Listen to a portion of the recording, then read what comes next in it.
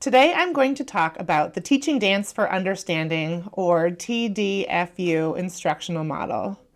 This instructional model isn't as widely used as some other ones, but it is a really good model to use if your goal is to have students engage in dance with the outcome of creating their own choreography. It can be used with physical educators who have a lot of dance experience or limited dance experience.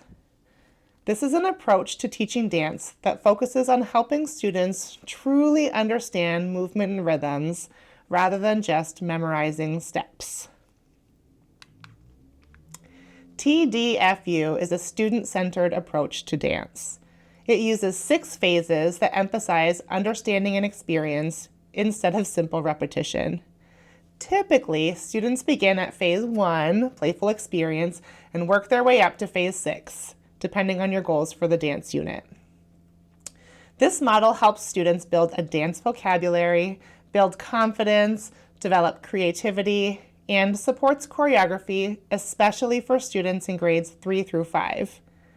According to the Shape America 2024 PE standards, students in 3rd through 5th grade should have the skills and knowledge to use the elements of dance to create their own unique choreography. TDfU was created by Melanie Levenberg of Canada, and it's based on the Teaching Games for Understanding model that's more widely utilized in schools.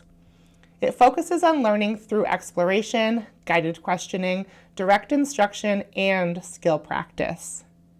The key idea is helping students find meaning in movement and making their own decisions as dancers. The first phase is called Playful Experience. In this phase, students work on engaging in fun and simple and low-risk movements that are led by the teacher. The goal is to build positive attitudes toward dance and experience early dance successes. The teacher should select music that students know and possibly like, but you can't please everyone.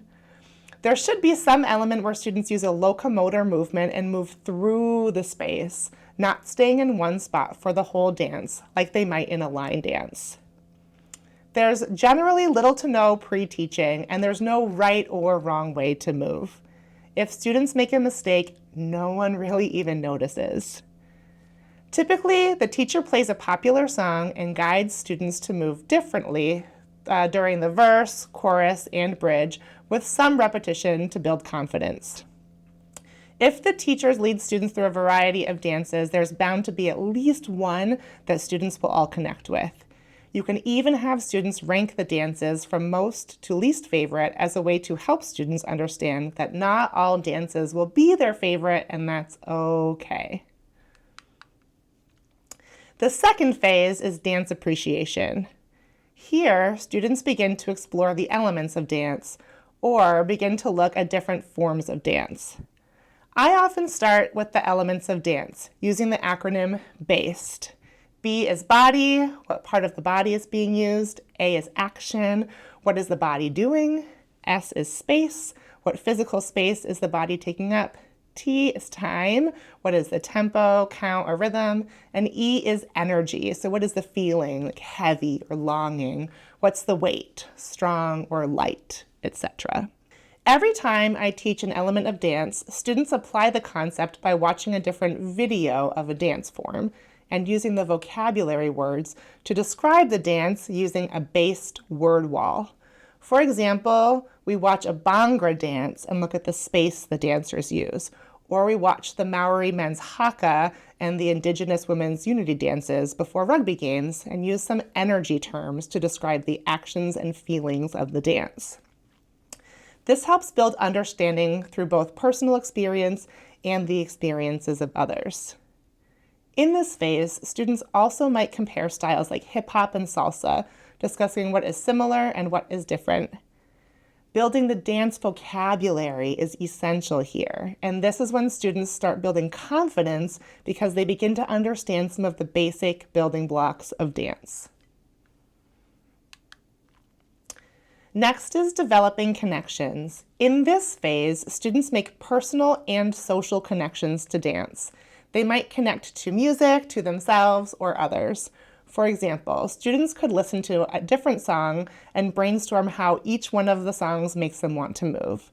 They literally connect a dance move to the song. This works well when you ask students to listen to a part of a song and write down all the ways their body wants to move. You can do the same exercise with feelings. How does the song make you feel? Or you can ask students to consider ways they might want to physically connect with others, like in a partnership, in a circle formation, etc. The fourth phase is creative expression. Students begin creating their own dance movements using various elements of dance, either provided by the teacher or chosen themselves.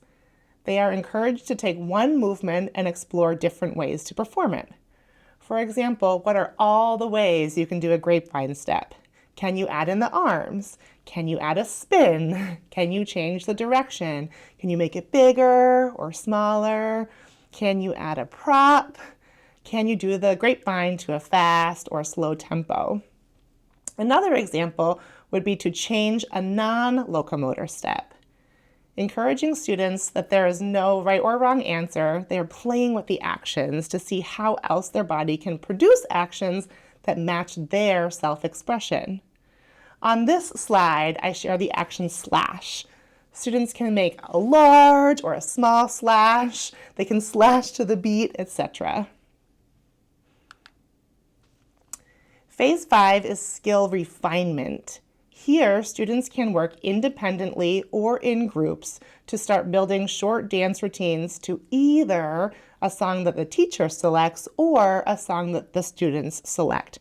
Generally, I introduce students to a variety of fundamental dance moves here, ones that they might use in their choreography, for example, the V-step or the box step. And then they get to bring in moves that they know that are popular, like flossing or air walks. They practice building a series of 8-count sequences and improve their work using feedback from the teacher. I find this works great if students have the lyrics in front of them and they can visually see the 8 counts as they record the body actions they'll use for each parts of the dance.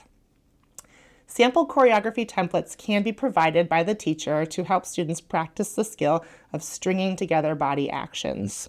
One example that works well for beginners is for students to choreograph a 32-count sequence to a song's chorus and refine it over time. Once the chorus is choreographed, students can move to the verse and choreograph the verse. The final phase is dance performance. Students perform their completed dances either individually, as a group, or even as a video recording. This is where students apply everything they've learned, express their ideas, and build confidence performing in front of a group. Ideally, students have built strong relationships along the way, so this feels like less of a risk. A good starting point for this experience is for everyone to choreograph and perform their own 32-count routine to the same part of the same song. Like everyone choreographs the chorus to the song Hey Baby, and they all perform their unique chorus choreography at the same time while the teacher observes. Students might then go back to the skill refinement stage and pick a new song of their choosing and create their own choreography that they can then perform in front of the class or record during class time using an iPad.